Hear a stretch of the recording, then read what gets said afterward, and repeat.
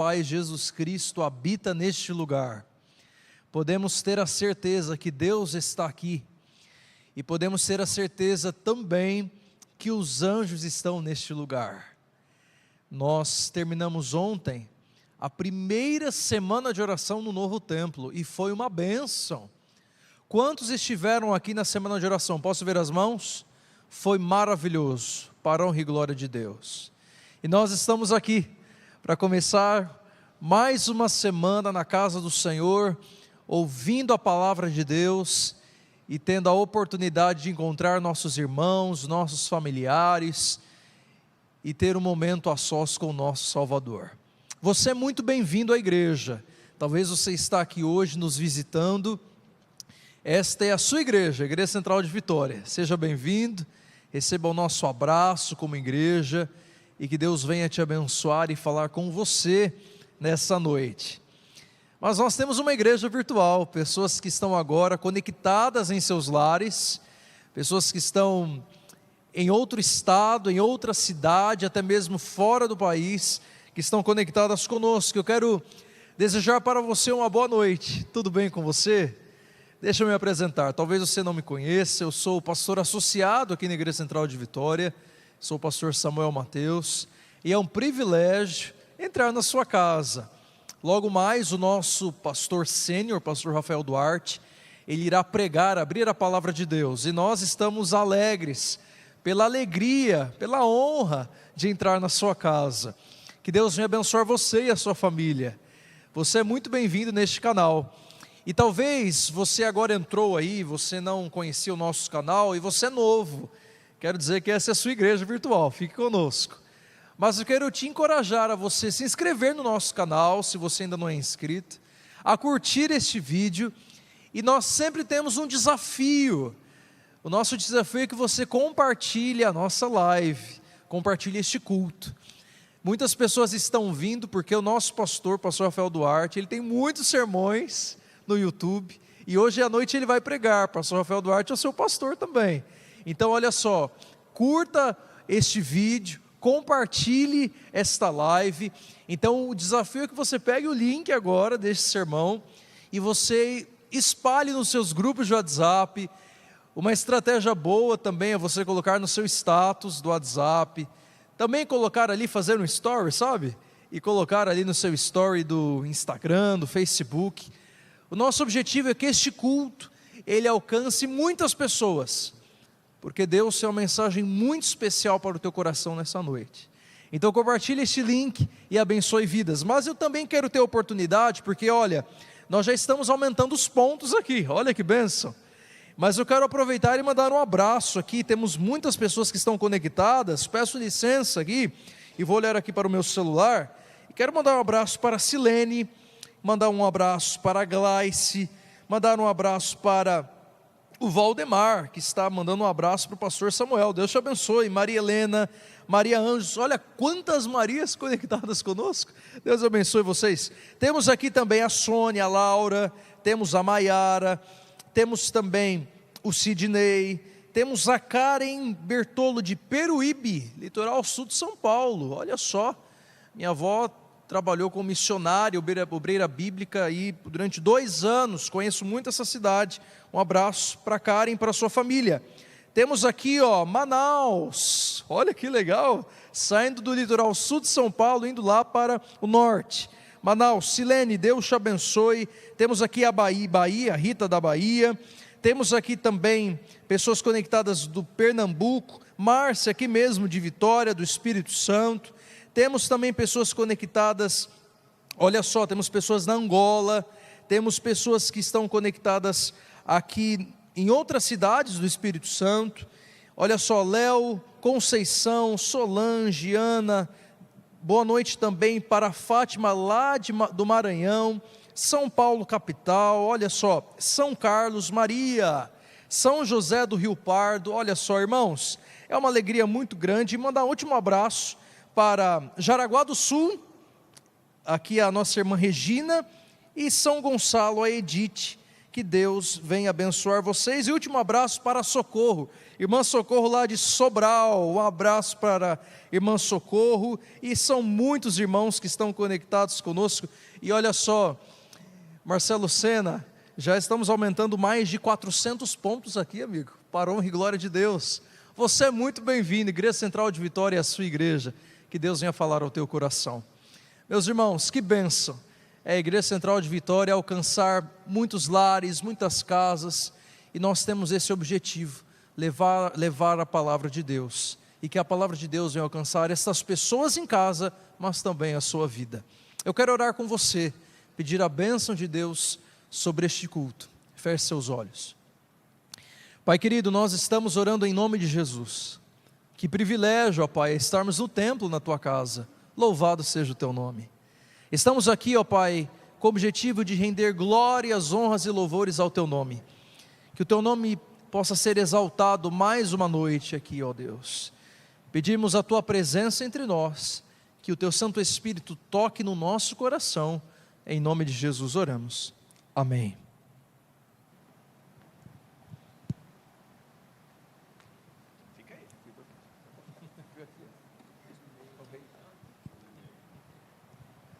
Boa noite, tudo bem? Vamos adorar o nome de nosso Deus. Estamos aqui no domingo à noite e a gente sabe que a gente já starta o momento com adoração, né? E por muitas vezes eu fiquei me pensando, será que Deus precisa de adoração, né? Mas Deus é nosso Criador, Ele sabe como que a gente funciona. E sabe o que Ele sabe sobre a gente? A gente precisa adorar. Não é Ele que precisa receber adoração, não. É a gente que precisa adorar. Porque você já tentou aprender qualquer coisa sem repetir pelo menos umas 2 vezes? A gente, nosso cérebro, ele é levado a aprender com repetição. Agora, passa uma semana sem fazer uma oração, sem cantar um hino, né? Como é que está a sua vida espiritual? Sem ler a Bíblia, a gente vai enfraquecendo, né? Agora, como é que a gente faz para poder se renovar, para poder se fortalecer de novo? Ainda mais agora, começando uma semana, a gente adora o nome dEle, e a adoração vai fazer a gente lembrar que a gente precisa da presença de Deus, né? Então vamos cantar que Ele é o nosso refúgio. É um dos motivos para lembrar a gente mesmo que Deus é o nosso refúgio, Ele é a nossa fortaleza. Essa semana vai ser protegida pela presença de nosso Deus. Vamos cantar junto que Ele é o nosso refúgio, Ele é a nossa fortaleza. Vamos cantar? Vamos lá.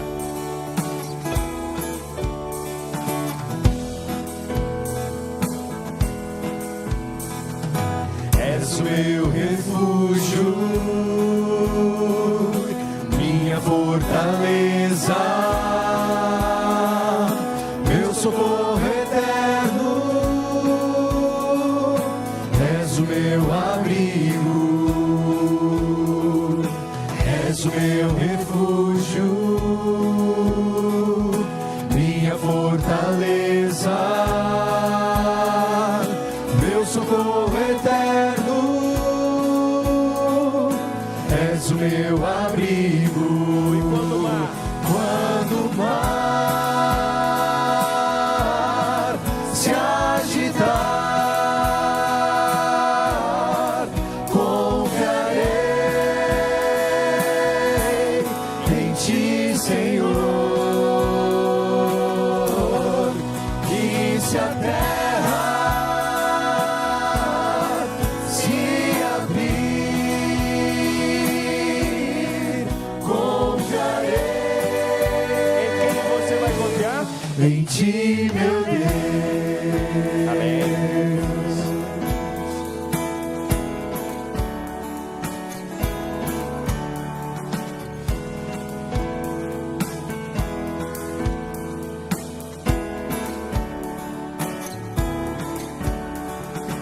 És o meu refúgio, Os homens, minha fortaleza, as mulheres repetem. meu socorro eterno, és o meu abrigo. Agora as mulheres primeiro. És o meu refúgio, És o meu refúgio, minha fortaleza, minha fortaleza, meu socorro eterno, meu socorro eterno, és o meu abrigo. Quando o mar se agitar, confiarei em ti, Senhor. E se a terra se abrir, confiarei em ti, meu Deus. O que eu e você precisamos lembrar então? Quando o mar se agitar, confiarei em ti, Senhor. E se a terra se abrir, confiarei em ti, meu Deus.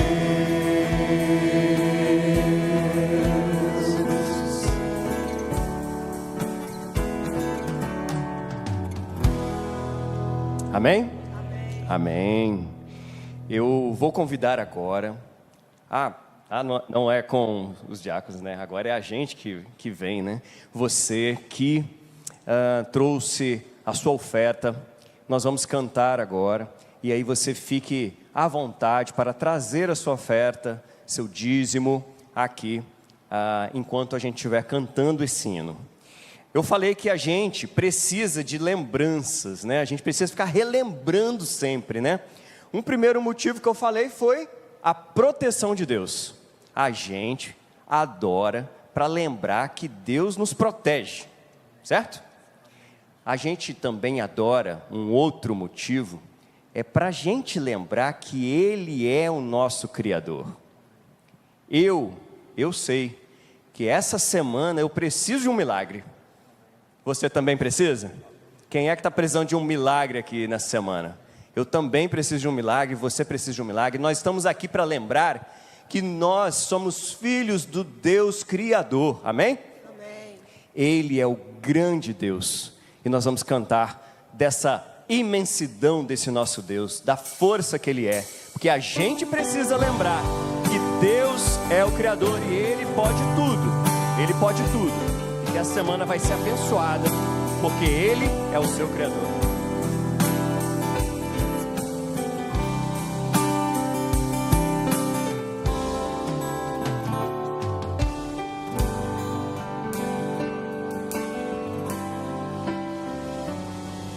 Com esplendor de um rei, em majestade e luz, faz a terra se alegrar, faz a terra se alegrar. Ele é a própria luz. E onde tem a presença de Deus, E as trevas vão fugir, tremer com sua voz, tremer com sua voz. Quão grande é o meu Deus, cantarei quão grande é o meu Deus, e todos hão de ver quão grande é o meu Deus.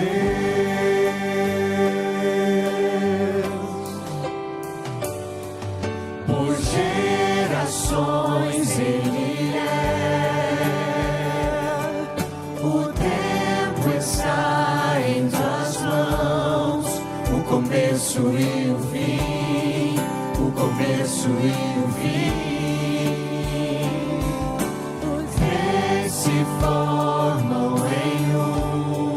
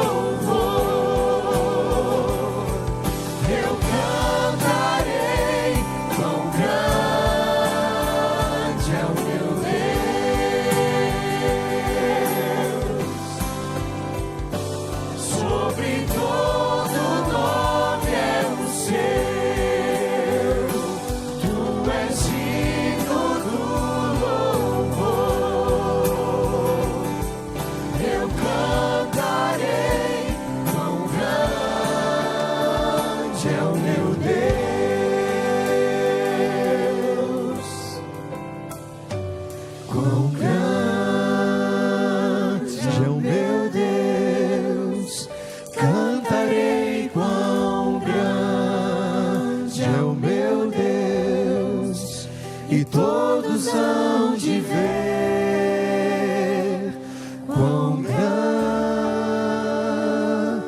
é o meu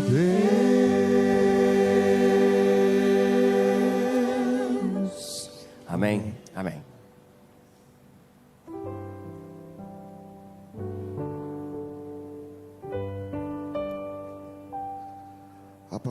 A palavra do Senhor em Salmos 73, verso 26, fala o seguinte: ainda que a minha carne e o meu coração desfaleçam, Deus é a fortaleza do meu coração e a minha herança para sempre. Temos vários pedidos e agradecimentos, mas eu gostaria de citar um nome para que vocês orassem nas suas casas. É de uma desbravadora do nome Brenda. Ela está internada há alguns dias com a infecção na garganta. Ela é a filha do nosso irmão João Vitor. Eu gostaria que os irmãos lembrassem dela e também dos outros pedidos que estão no chat da igreja. Pensando nisso e na palavra que ouvimos aqui, eu gostaria de convidar todos que se coloquem de joelhos diante do nosso Deus.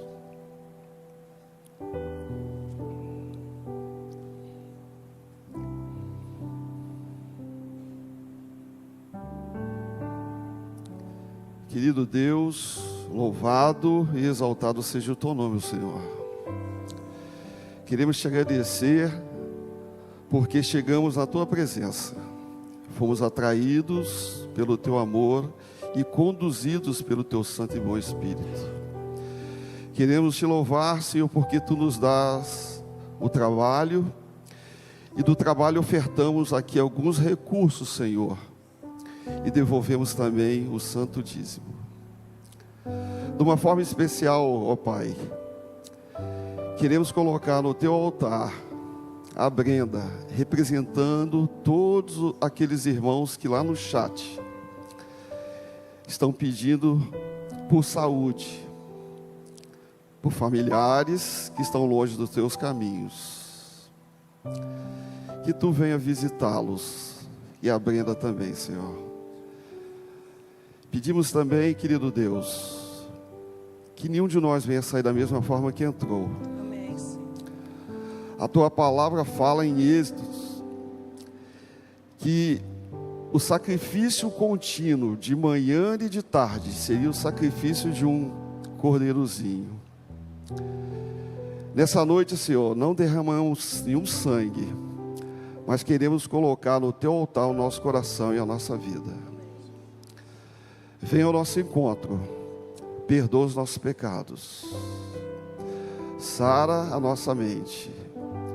Aqueles que de alguma forma entraram aqui, Senhor, na tua casa, desinquietos, que tu venha, Senhor, tocá-los e eles venham sentir a tua presença. Amém. De uma forma especial, também colocamos o teu ministro nessa noite, Pastor Rafael. Mais uma vez, clamamos o teu santo e poderoso Espírito sobre ele, que ele venha falar do teu trono de graça. E possamos sair daqui rejuvenescidos com a tua palavra, Senhor. Amém. Ser presente, continua conosco. Em nome de Cristo eu te suplico, Senhor. Amém. E amém.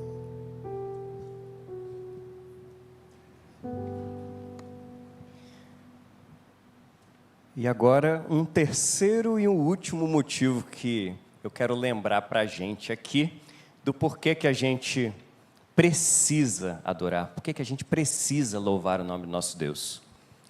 E esse motivo está lá, em Efésios 2:8.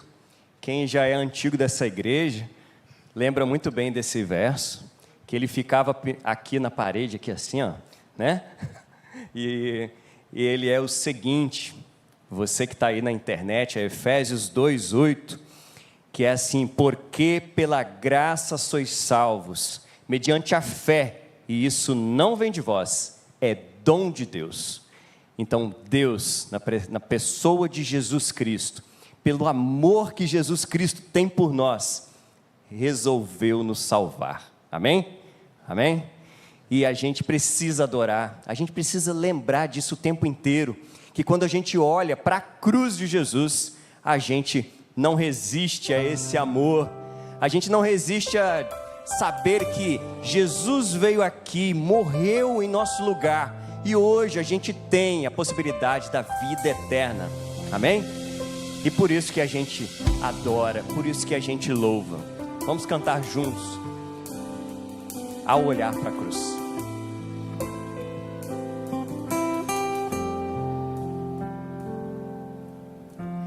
Andei tão cego, sem rumo certo, buscando a paz e descanso.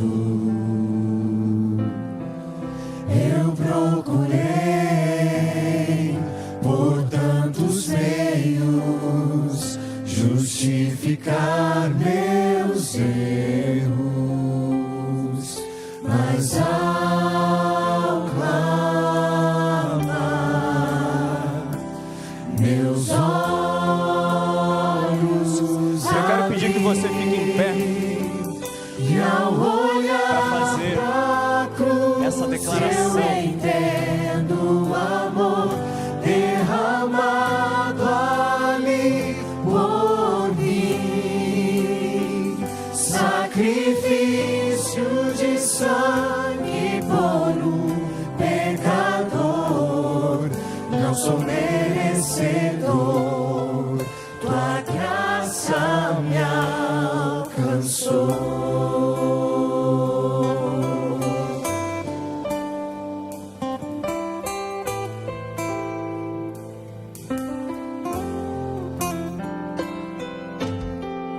E ao ver tua glória naquele dia, me alegrarei em gratidão. Tocarei as marcas, marcas de vitória. Vencido é o pecado. O que você vai fazer? Perante ti, me prostrarei, e ao olhar pra cruz eu entendo o amor derramado ali por mim, sacrifício de sangue por um pecador. Não sou merecedor, tua graça me alcançou.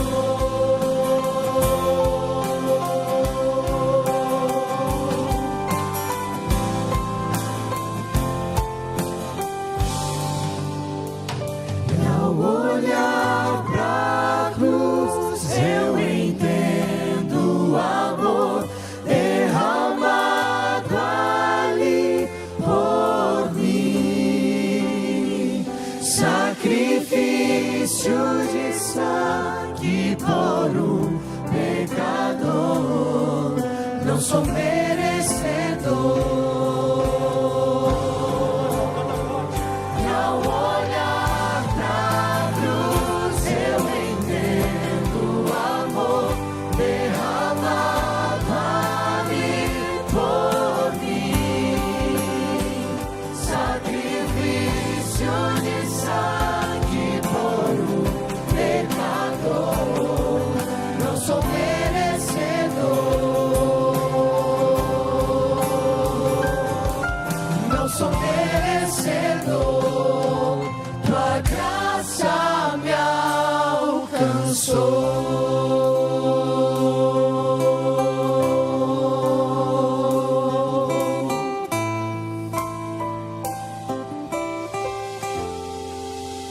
Amém. Amém.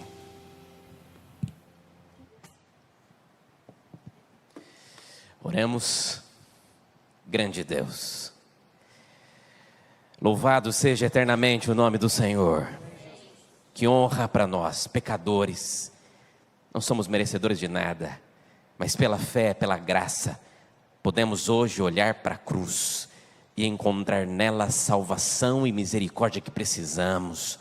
Obrigado por nos amar tanto, Senhor, por sustentar a nossa vida, por nos dar paz, por estar ao nosso lado e por nos dar o privilégio de estarmos hoje aqui, nesta igreja, no começo dessa nova semana, para recarregar forças e bateria espiritual, para que durante esta semana, a vitória que o Senhor preparou para nós, possamos alcançá-la pelo Teu poder. Que o Senhor, ó Deus, perdoe os nossos pecados, purifique a nossa mente, os nossos olhos, os nossos lábios, nossas mãos, purifique o nosso coração, para que nada impeça a atuação do Espírito Santo em nós. Que o Senhor permaneça conosco. Fale conosco agora através da palavra. Quero orar, lembro nesse momento de orar por todos os pedidos que estão sendo feitos no chat, também aqueles pedidos que estão em nosso coração. Lembro dos enfermos, o Senhor como médico dos médicos, que o Senhor traga a cura àquele que eles precisam neste momento. O Senhor, ó Deus, também pode trazer conforto e paz. Lembro neste momento aqui da família do nosso irmão José Turiano, que faleceu. Que o Senhor traga conforto e esperança a toda a sua família, que eles possam aguardar em breve a volta de Jesus. Permaneça conosco, Deus. Nós te agradecemos, porque o Senhor já está aqui entre nós. É a minha oração, e ela vai assinada em nome de Jesus, amém? Amém e amém. Amém. Muito obrigado, louvor, lindo louvor, hein? Obrigado, banda, Deus abençoe vocês. Minha igreja querida, boa noite. Nossa, misericórdia, de novo, gente. Por que da primeira vez nunca é bom, né? Quer ver? Eu vou fazer de novo, vai ficar melhor. Eu tenho certeza disso. Então vou tentar de novo, com tanto carinho assim. Minha igreja querida, boa noite. Tá vendo? Vamos fazer da primeira vez assim, né? É muito bom estar aqui. Estava com saudade de estar aqui neste lugar para falar com você daquilo que eu mais amo, que é a graça e a misericórdia de Deus. O que motivou você a sair da sua casa hoje, neste primeiro dia da semana, e estar aqui, é para receber uma bênção das mãos de Deus também, para ser alimentado pela palavra, é ou não é? E ninguém vem à presença de Jesus e volta de mãos vazias. Ninguém. Então, se o Espírito Santo te trouxe a este lugar, acredite, Deus tem algo para você hoje, que Ele fale com você. Passamos uma semana muito abençoada, estamos felizes, cansados, mas felizes. Mas aqui, renovaremos nossas forças e venceremos as batalhas pelo poder de Jesus. Tenha fé nisso. Vamos para a palavra? Trouxeram a Bíblia? Então pegue a sua Bíblia, por favor. E nós vamos estudar uma história extraordinária da palavra de Deus, cheia de detalhes, que você já ouviu muitas vezes, você conhece, mas a Bíblia, ela tem este poder de se renovar constantemente. Então você vai pegar a mesma história, vai ler a mesma história e vai tirar lições diferentes da mesma história. A Bíblia tem isso. E eu tenho certeza que hoje Deus tem um recado muito especial para você do Evangelho de Deus, tá? Nesta quarta-feira voltaremos aos cultos de quarta-feira. Você é nosso convidado, 19h30. E no próximo sábado, às 9 horas, programação toda intensa, bonita e especial aqui. Vamos lá. Livro de João. Evangelho segundo João. João é o meu segundo livro favorito da Bíblia. Meu primeiro é Daniel. Meu segundo livro favorito da Bíblia é João. João, quando eu recomendo alguém para... Pastor, eu nunca li a Bíblia. Então comece pelo livro de João. Talvez você não saiba, ou saiba, né? Sabe sim. O livro de João foi o último livro a ser escrito na Bíblia. O livro de João foi escrito por João depois de que ele escreveu o Apocalipse, depois que ele escreveu as cartas pastorais dele. Ele já tinha tido muitas experiências e agora ele era o único que estava vivo ainda que tinha visto Jesus. Então ele quis escrever um livro para pessoas que não teve o privilégio que ele teve, de ter visto Cristo. Então ele escreve um livro para falar assim, olha, eu quero falar para vocês de alguém que transformou a minha vida. Então ele foi uma testemunha ocular daquilo que ele escreveu. E ele faz questão de apresentar no livro dele, Cristo nas suas mais variadas faces, como aquele que é o grande salvador da humanidade. Então aqui Jesus não é o salvador dos judeus. Aqui Jesus é o salvador do mundo. E é isso que ele quer apresentar. E como é que ele faz isso? Ele faz isso através de milagres. E ele conta aqui os o que para ele são os milagres mais impressionantes de Cristo. São 7 milagres que ele apresenta. E ele apresenta esses milagres numa ordem muito interessante. Então a gente poderia fazer aqui uma semana de oração só sobre os milagres, os sinais que Jesus apresenta, que comprovam que Cristo é o Deus verdadeiro. Mas hoje eu não quero falar de milagre. Aliás, eu quero também. Mas eu quero pegar um trecho que não é um milagre, mas que na verdade é um milagre. Na verdade é um dos maiores milagres. E é desses maiores milagres que nós vamos conversar hoje. O que é indispensável para você? O que não pode faltar na sua vida? O que não pode faltar na sua vida?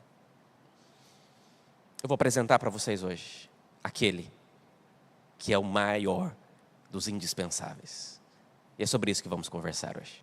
Vamos lá? João, capítulo 8.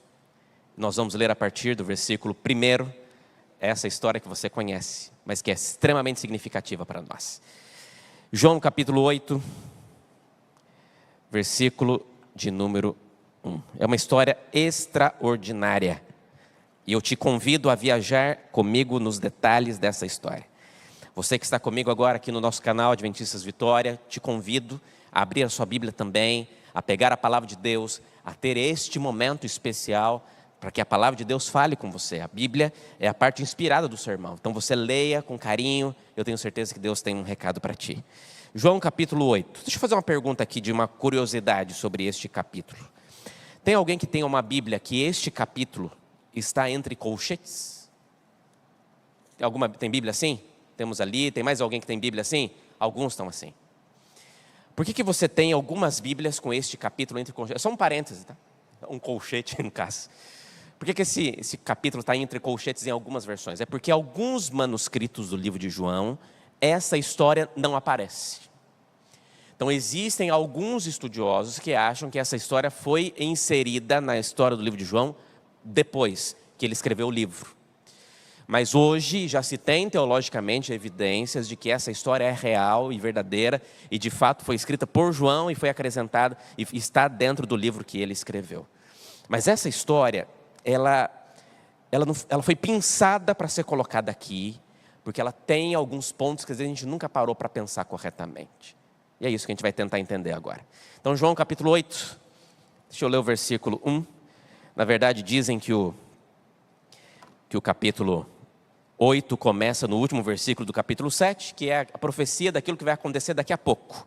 E cada um foi para sua casa. Mas o versículo 1 diz assim: Jesus, no entanto, foi para o Monte das Oliveiras. De madrugada ele voltou novamente para o templo. E todo o povo se reuniu em volta dele. Jesus assentado, preste bem atenção, os ensinava. Então os escribas e fariseus trouxeram à presença dele uma mulher surpreendida em adultério.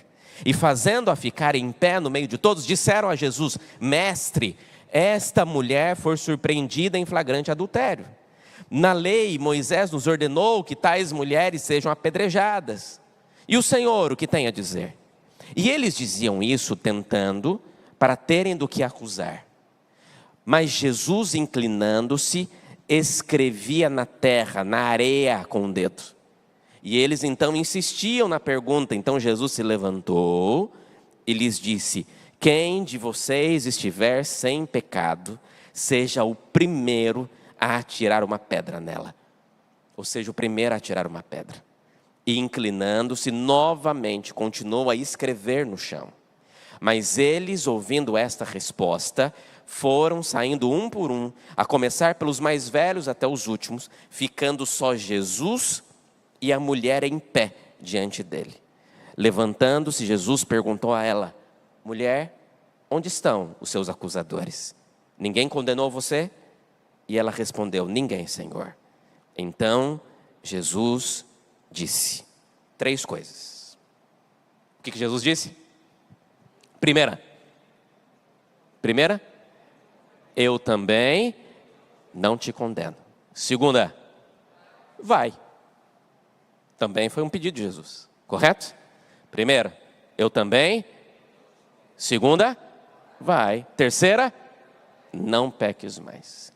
Pensando nisso, olha para mim. Vamos tentar entender a história. O que a gente vai fazer aqui? A gente vai ver o contexto, vai relembrar onde essa história está inserida. Vamos destacar algumas cenas dessa história e terminarmos com as 3 lições. Pode ser? Vamos juntos? Que Deus fale com a gente. João capítulo 8, na verdade, está dentro do contexto de uma festa dos judeus. Os judeus é muito festeiro. Lá no Rio, eu tive o privilégio de ser pastor do Templo Judaico Adventista do Rio, o Bet Beneit Sion. E é uma experiência interessante, porque você vai conhecendo e está mais perto dessa cultura. E as festas judaicas têm muitos significados. Na verdade, as 7 festas judaicas mais importantes, todas elas têm uma característica profética, apontavam para Cristo. E todas elas já se cumpriram em algum momento da história. Apenas uma que ainda não. Alguém sabe qual festa judaica que ainda não teve seu cumprimento? Alguém sabe? Nós temos a Páscoa, por exemplo, que foi cumprido em Jesus. Nós temos o Yom Kippur. Nós temos que todas elas já tiveram seu cumprimento na história. Mas tivemos uma festa que ainda não se cumpriu. Qual é, gente? A festa dos tabernáculos. Essa festa, os povos saíam da sua casa e montavam tendas ao redor do santuário em Jerusalém e moravam e ficavam ali 7 dias festejando. Era uma festa muito significativa. Esta festa vai ser cumprida, vai se cumprir quando nós chegarmos no céu. E teremos a nossa tenda, a nossa morada. Lembra da palavra morada? Teremos a nossa morada no céu. E viveremos com Deus 1000 anos, até termos a nossa casa definitiva aqui. Por isso que diz lá Apocalipse 22, eis o tabernáculo de Deus com os homens, Deus habitará com eles, eles serão povos de Deus e Deus mesmo estará com eles. Ou seja, nós saímos do nosso lar provisório que é esta terra e agora estaremos em tabernáculos com Deus na eternidade, até o dia em que Ele nos dará mansão para todo sempre na nova terra. Está claro? Jesus estava então na festa dos tabernáculos. Ficou 7 dias na festa. E isso aqui, amigo, capítulo 7, depois você lê em casa, você vai gostar. É um negócio assim. Acontece um monte de detalhe aqui no capítulo 7 de João. Porque eles tentam, Jesus vai meio que de surpresa na festa, eles não esperavam Jesus lá. Jesus começa o capítulo mostrando uma confusão que ele está tendo com os irmãos dele. E aí Jesus vai para a festa, chega lá, alguns começam a amar Jesus, alguns queriam odiar Jesus, e aí tentam prender Jesus, não conseguem prender Jesus. E aí Jesus começa a pregar para eles, e aí chega uma cena que para mim é uma das mais significativas e emblemáticas do capítulo 7, que é quando os guardas são enviados para prender Cristo, e eles chegam, Jesus está pregando. Jesus termina de pregar, os guardas vão embora sem Jesus. E aí chega lá, e a cena é interessante, está no finalzinho do capítulo 7, você pode ler a partir do verso 42, vai falar que quando eles chegam lá, os fariseus que mandaram prender Cristo falam, cadê Jesus? E aí os guardas falam assim, desculpa, não deu para prender. Não tem ninguém na história que prega como esse homem. Eu acho que eles chegaram lá, os guardas com os olhos cheios de lágrima, emocionado, aceitaram apelo e falaram, não tem como prender esse homem. Não tem ninguém como ele. Jesus é incrível, né? Jesus é maravilhoso. Quando Jesus então termina essa festa, os guardas não conseguiram prender Jesus, terminou a festa, Jesus de madrugada, de vez de voltar para a sua terra, afinal de contas, ele vai poucas vezes em Jerusalém. Imagina que Jesus foi cerca de 5 vezes apenas em Jerusalém durante todo o ministério dele. Mas agora, quando ele tem o seu ministério, maior parte do ministério lá em Cafarnaum, na região da Galileia, Jesus, de vez de voltar para a Galileia, ele decide ir para o monte orar. Jesus faz isso com uma certa frequência. O tempo que Jesus passava no monte orando, era o momento em que ele tinha contato direto com o céu, e ele recebia resposta, recebia direcionamento para aquilo que ele deveria fazer. Agora, preste bem atenção nesse detalhe agora, para a gente poder entrar aqui na história. Jesus está no monte orando, e alguém, uma mulher, que nós não sabemos o nome, mas um homem, porque ninguém adultera sozinho, que nós também não sabemos o nome, estavam e decidiram ir para um outro lugar. Jesus estava na montanha, orando. Os dois estavam em pecado. O dia amanheceu.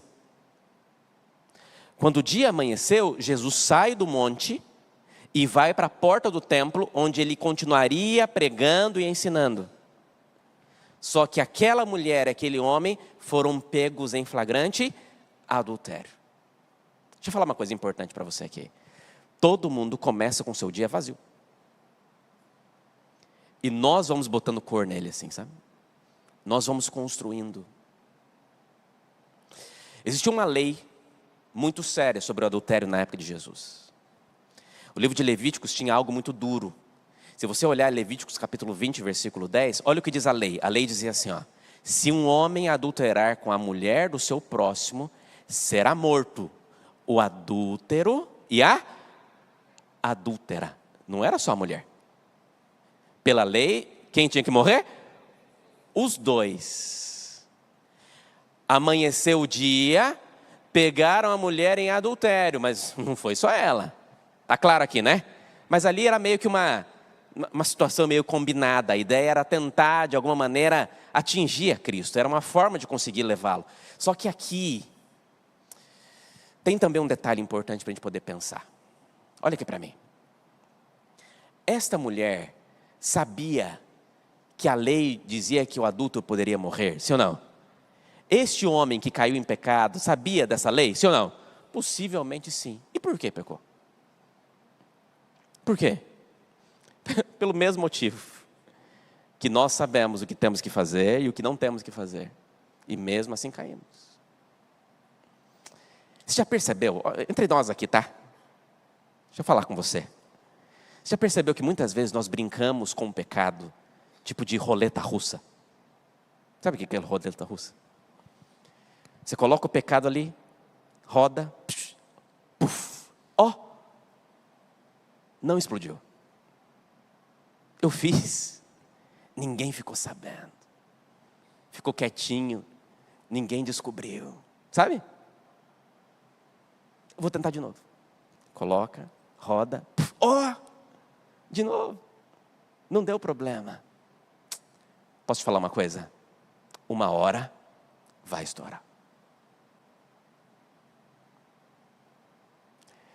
O pecado é destruidor, amigos.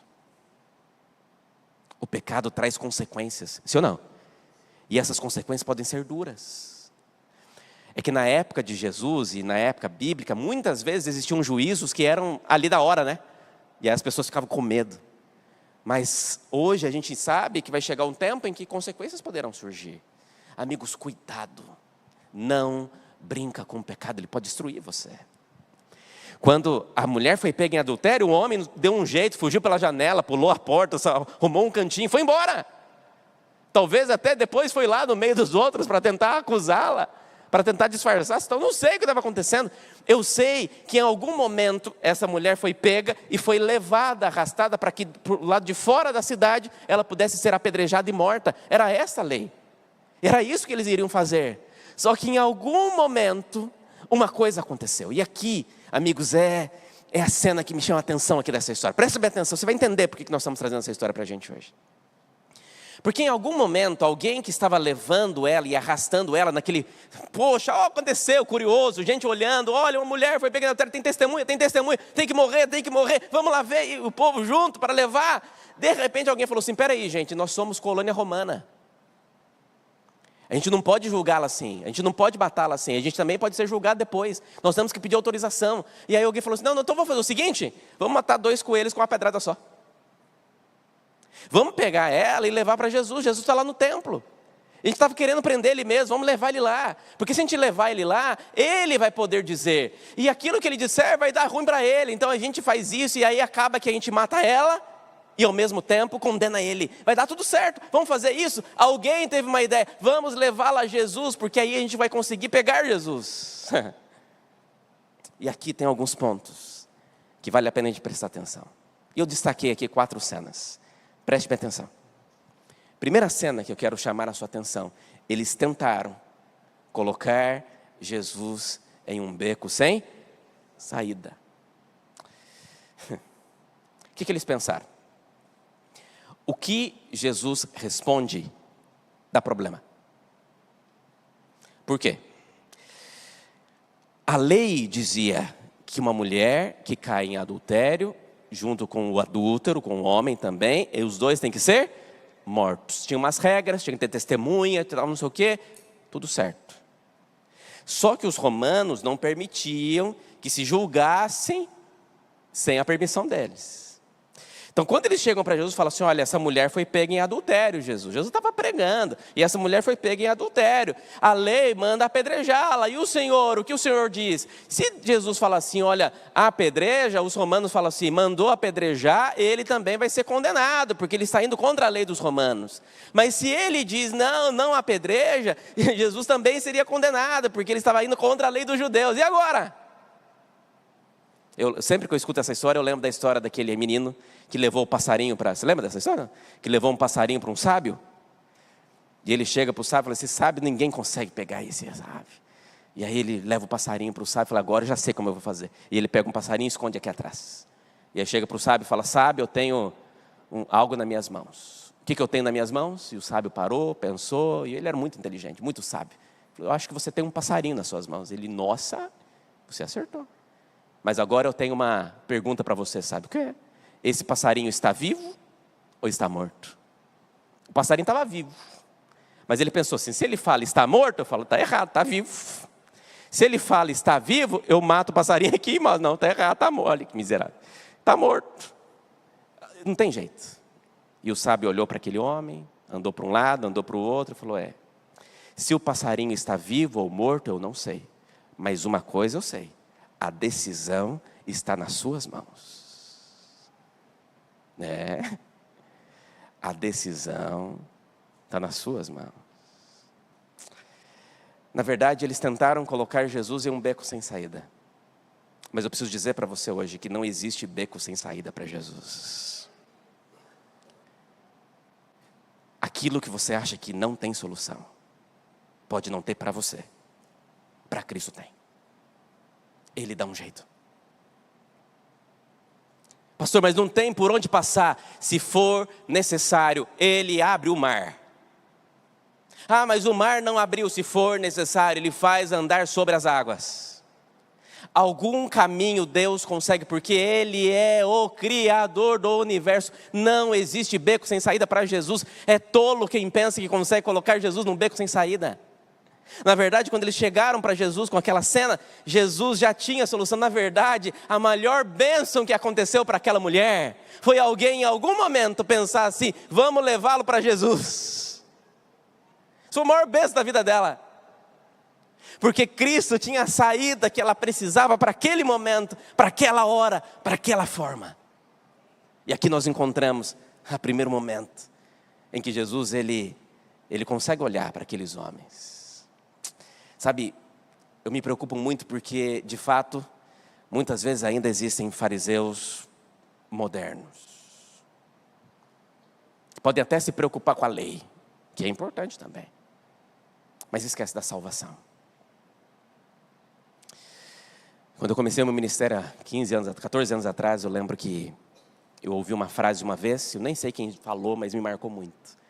E essa pessoa me falou assim: olha, Rafael, tenta fazer o possível para não errar, mas você é humano. Agora, se você errar, que seja para o lado da misericórdia. E eu aprendi isso. Amigos, é difícil hoje em dia. A psicologia diz que o que os fariseus muitas vezes faziam era um negócio chamado projeção. Eles tentavam apontar no outro aquilo que eles mesmos faziam. Se você lê aquele livro, Como Cristo Tratava as Pessoas, já viu aquele livro? Livro maravilhoso.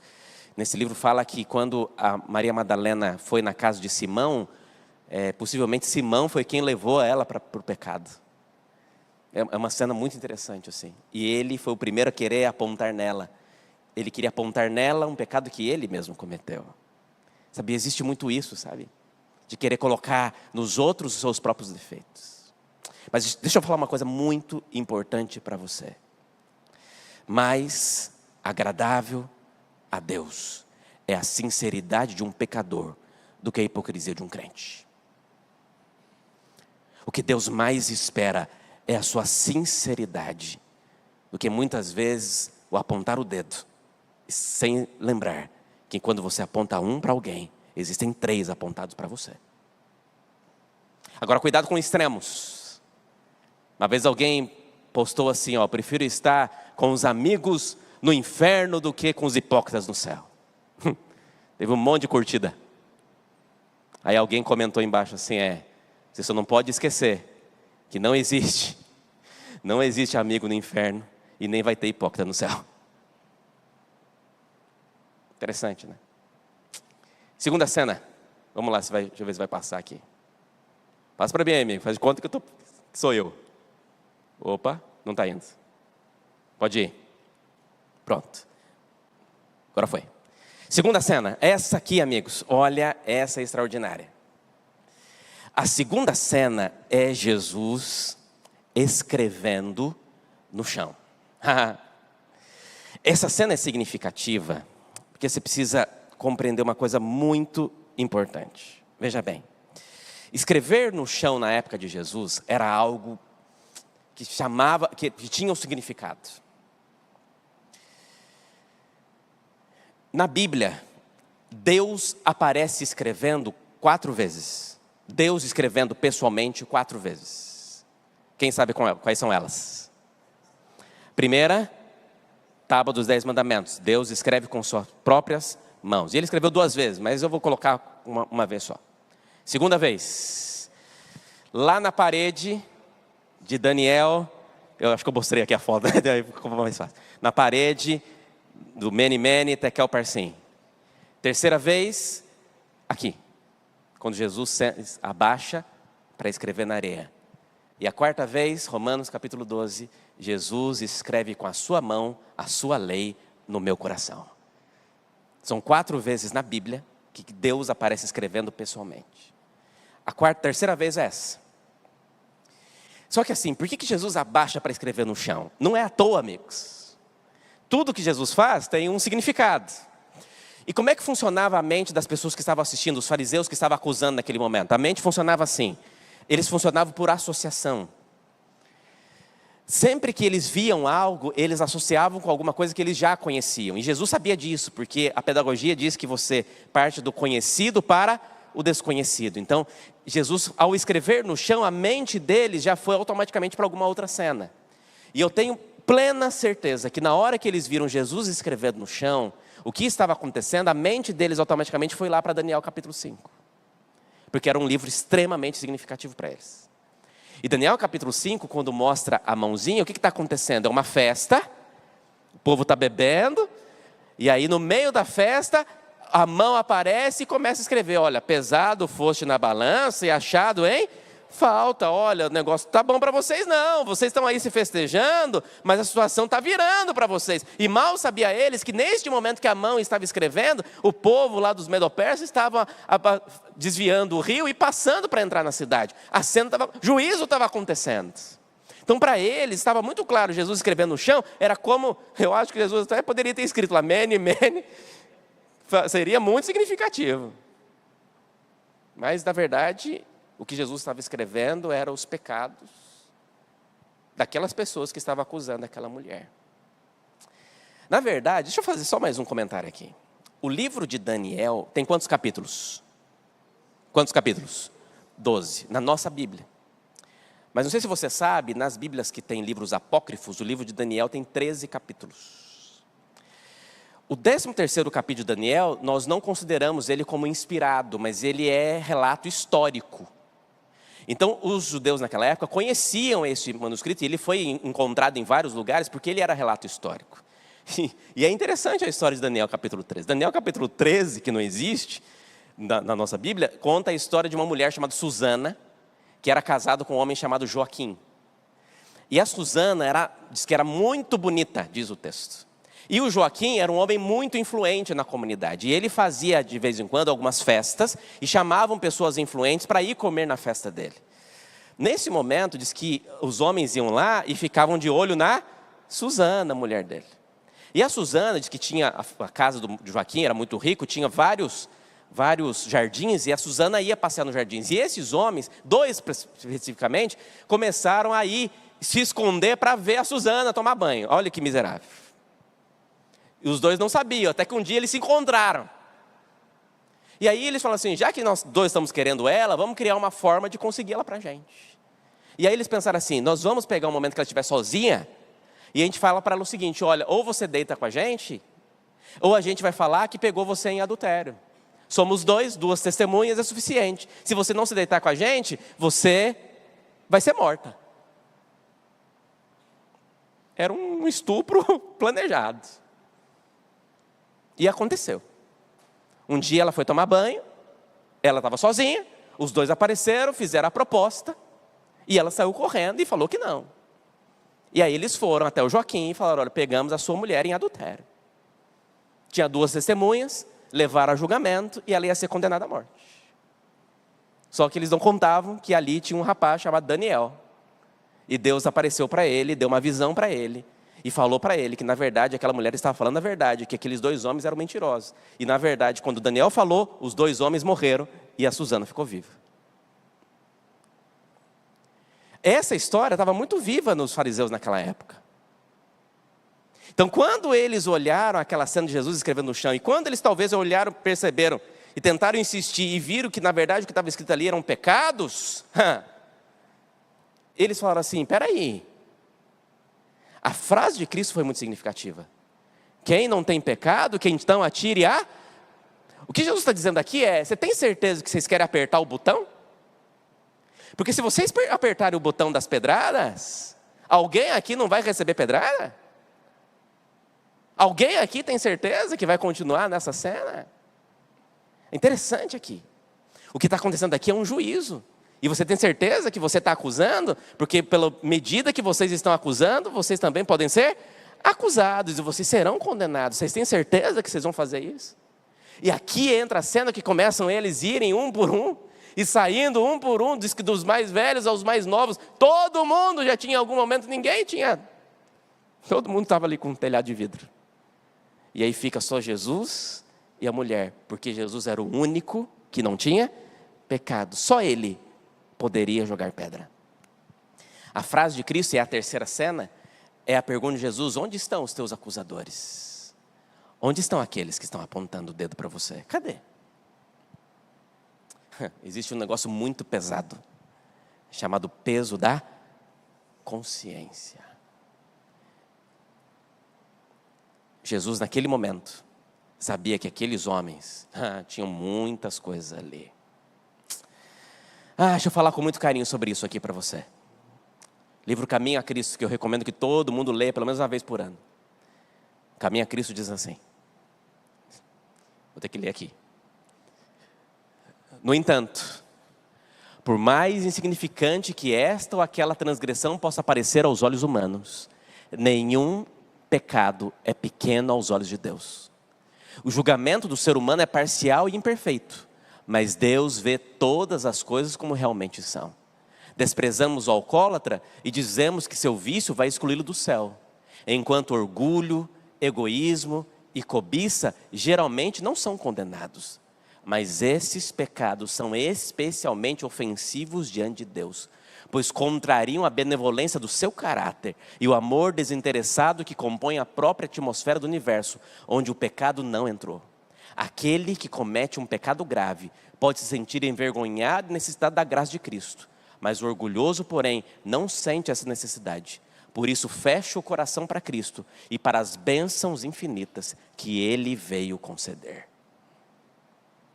Sabe, às vezes olhamos apenas para a ponta do iceberg, mas para Cristo é extremamente significativo a essência do que aquilo está acontecendo. Interessante. E aí eu chego na quarta cena.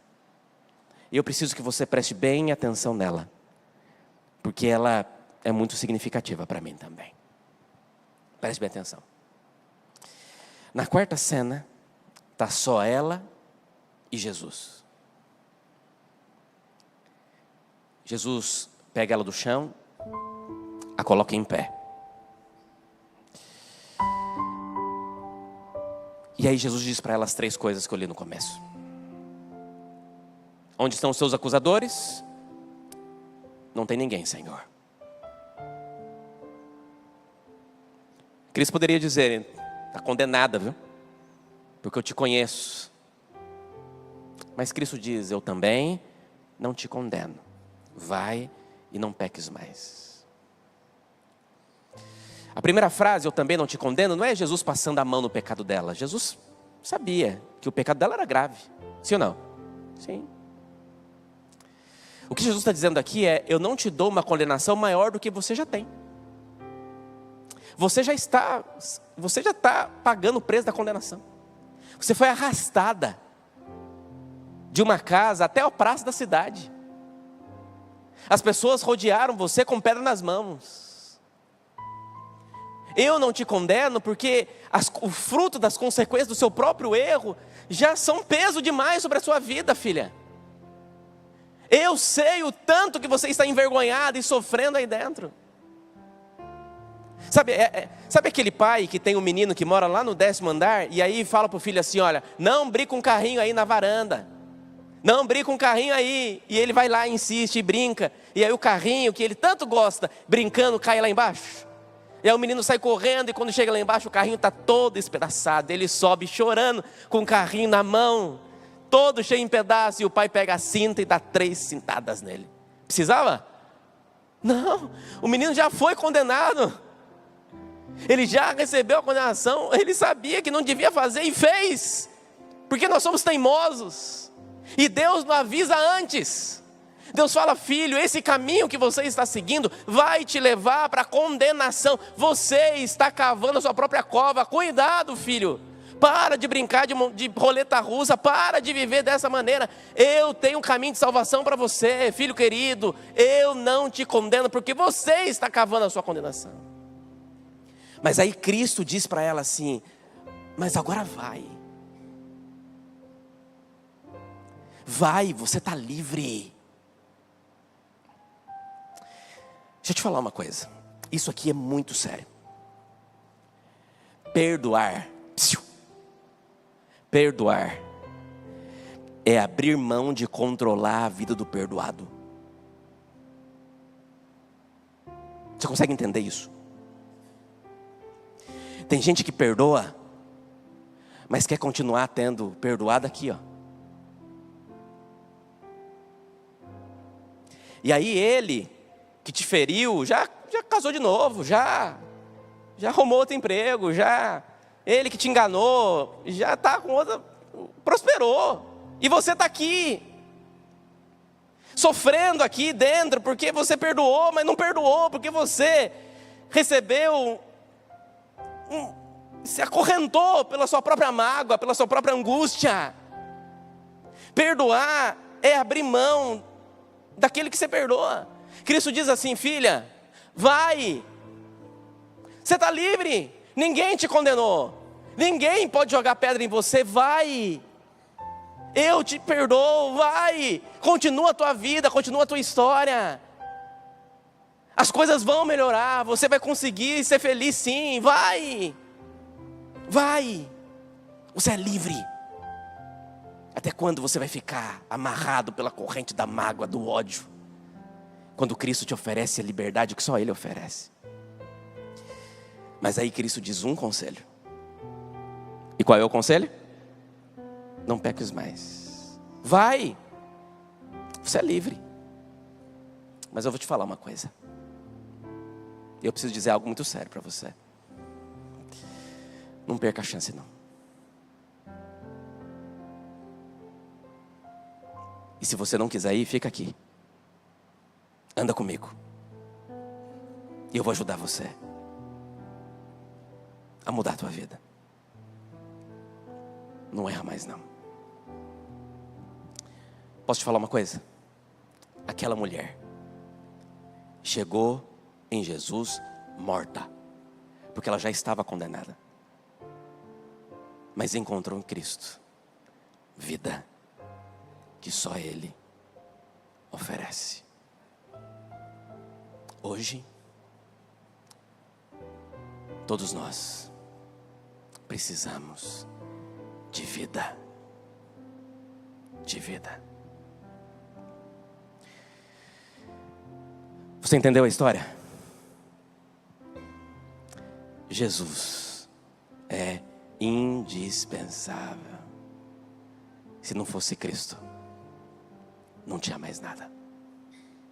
Ainda bem que temos Cristo. E se no meio das jornadas da vida os acusadores apontarem o dedo para você, chame por Cristo. Ele tem a solução definitiva para a tua vida. Mas hoje, queridos, eu cheguei no momento que eu mais orei essa semana. Hoje, eu quero orar por 3 grupos de pessoas.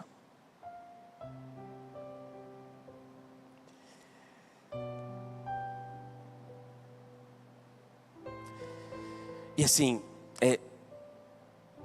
do fundo do meu coração para você,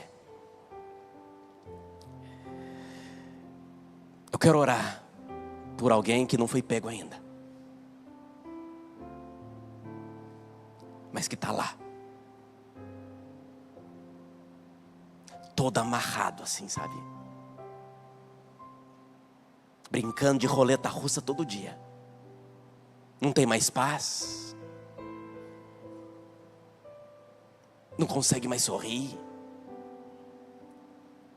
Porque o diabo apresenta o mundo e depois te dá uma rasteira e acusa você e diz que você não presta e diz que você não é nada.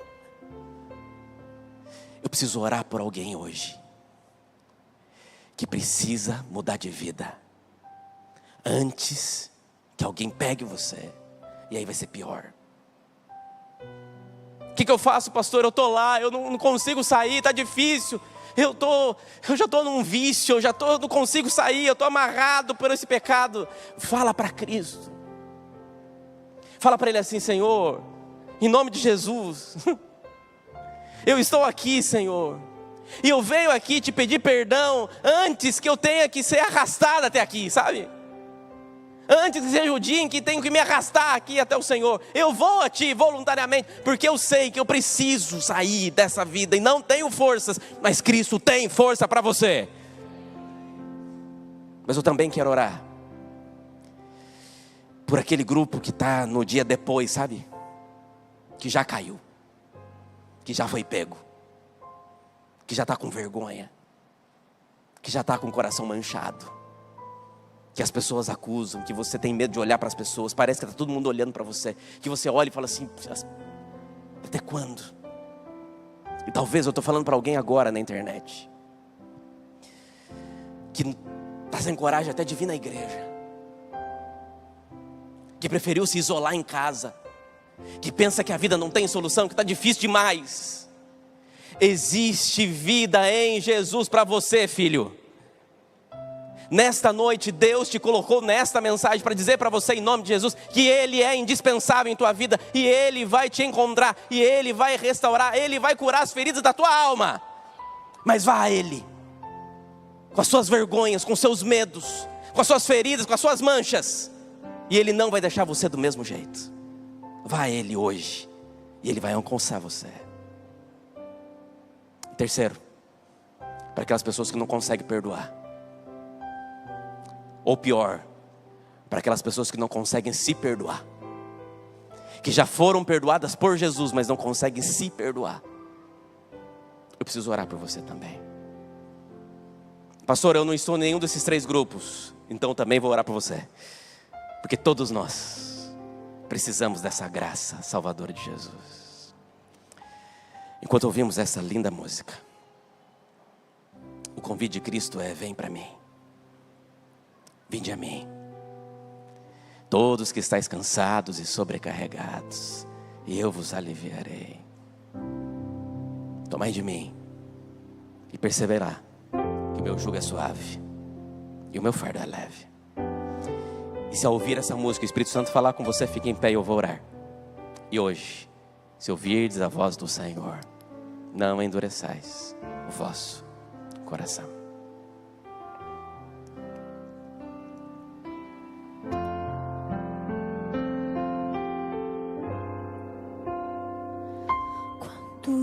Jesus te chama e tu não vês pra onde vais, então voltas pro mundo e tudo que ele contém, mas voltas triste com ninguém. Porque voltar pro frio gelado que destrói e abandonar os braços de amor do Pai? Porque insistir no que te faz tão mal, no que te rouba a paz?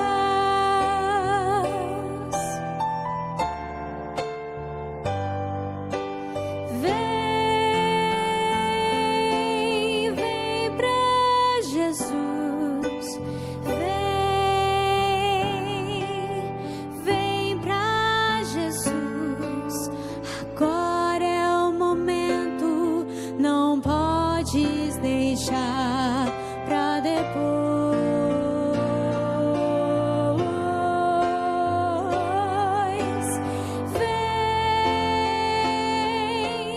Vem pra Jesus.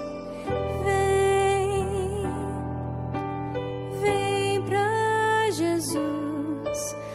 Agora é o momento, não podes deixar pra depois.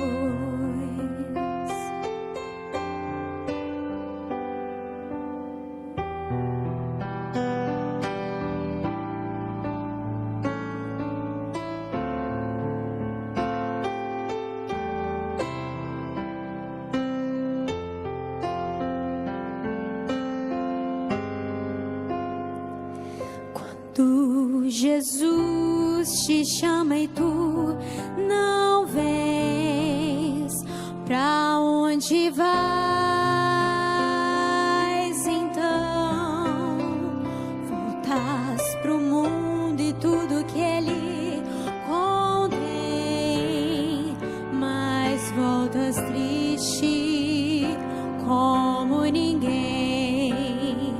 Junto de Cristo existe sempre um bom lugar, onde calor e abrigo podes encontrar, e sua vida pode retomar sua força e seu vigor.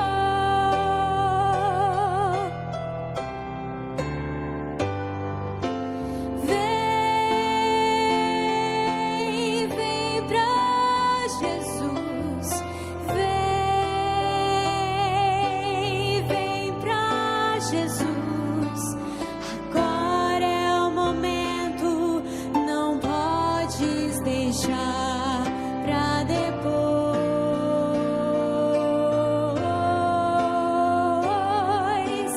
Vem pra Jesus. Vem pra Jesus. Agora é o momento, não podes deixar pra depois.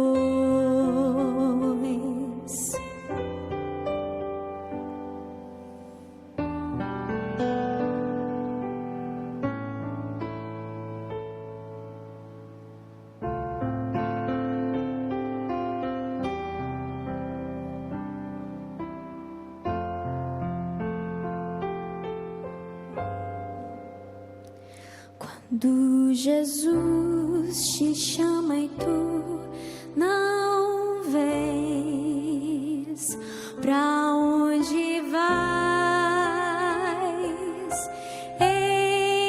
então?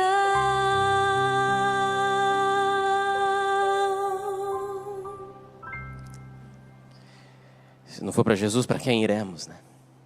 Só Ele tem a vida que você precisa. Orem comigo, por favor. Obrigado, Jesus. Obrigado por nos amar tanto, por nos dar oportunidades. Estávamos mortos em nossos pecados, cheio de manchas, de feridas, que esse vírus mortal tem nos causado todo dia.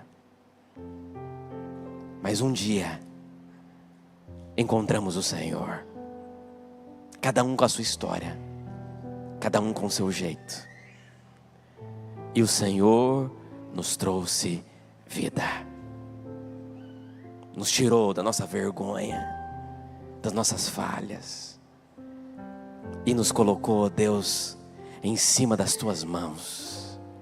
E desde então estamos sendo amados, protegidos e cuidados pelo Senhor. Obrigado, Senhor, pelo seu perdão maravilhoso. Obrigado por ser o nosso Deus, por se preocupar conosco. Mas se tem alguém que está aqui agora, que ainda não se sente nas mãos de Cristo, Deus, que receba o abraço salvador e perdoador de Jesus neste momento. Que seja transformado pela graça do Senhor. E que aceite o chamado que o Senhor faz. E que possamos ir até Cristo e caminhar contigo por toda a eternidade. Quero orar por aqueles filhos, ó Deus, que estão lá, amarrados no vírus do pecado e precisam ser libertos deste mal. Quero orar por aqueles que já caíram e que já se envergonharam e que precisam neste momento de se levantar, de se reerguer, de reescrever uma nova história, não do seu jeito, mas pelo sangue de Cristo Jesus. Quero orar por aqueles que não conseguem perdoar, que tem feridas abertas na alma, que lembra todo dia e que não consegue ir para frente. Que a sua graça traga misericórdia e perdão sobre este teu filho agora. E que ele saia daqui perdoado pelo Senhor Jesus Cristo. Nos dê uma ótima semana. Nos conduza. É a minha oração. E ela vai assinada em nome de Jesus. Amém?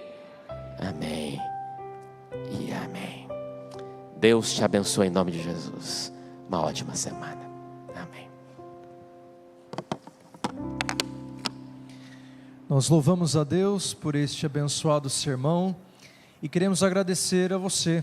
Obrigado por estar conectado conosco, Igreja Central de Vitória e a sua igreja. Que a bênção do Senhor esteja sobre a sua vida e que você tenha uma semana abençoada ao lado de Jesus. Deus te abençoe. Um abraço da sua igreja.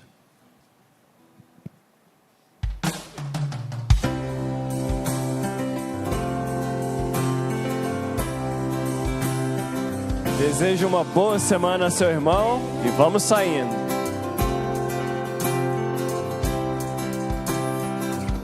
Venha, Senhor, em mim habitar. Venha, Senhor, em mim habitar, pois quero ser templo teu. Quando eu sair deste lugar, que Jesus permaneça em mim. Permaneça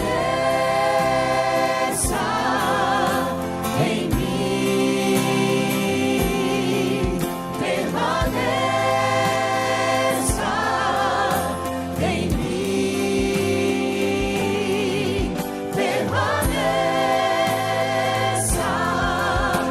em mim, meu Senhor, permaneça em mim. Senhor, em mim habitar, pois quero ser templo teu. Quando eu sair deste lugar, que Jesus permaneça em mim, permaneça em mim, permaneça